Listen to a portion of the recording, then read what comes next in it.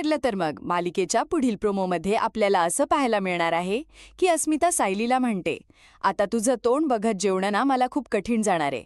माझ्या रूममध्ये जाऊनच जेवते. अस्मिता जाते तिच्या खोलीत. नंतर प्रताप म्हणतो, सायलीला झालं ना, समाधान झालं ना, उठवलंस ना अस्मिताला ताटावरून.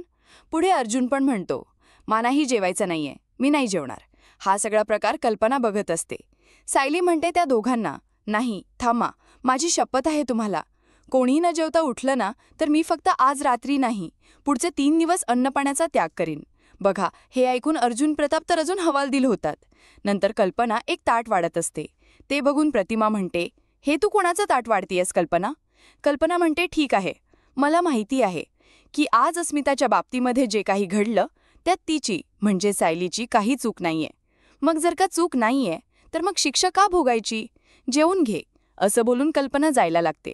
प्रतिमा सायलीला म्हणते, बघ आता तुला तुझ्या सासूचं ऐकावं लागेल बरं का. तुझी सासूने अस्मिताच्या विरोधात जाऊन तुझी बाजू घेतली. आता तिचा मान तर ठेवशील ना. जेवायला सुरुवात करते. कल्पना वरती जात असताना जिन्यावरून सायलीकडे खूप प्रेमाने पाहते. इथेच हा प्रोमो संपलेला आहे. आता हळूहळू अशीच सायली आणि कल्पना जवळ येतील. भेटूया पुढील भागात. तोपर्यंत नमस्कार.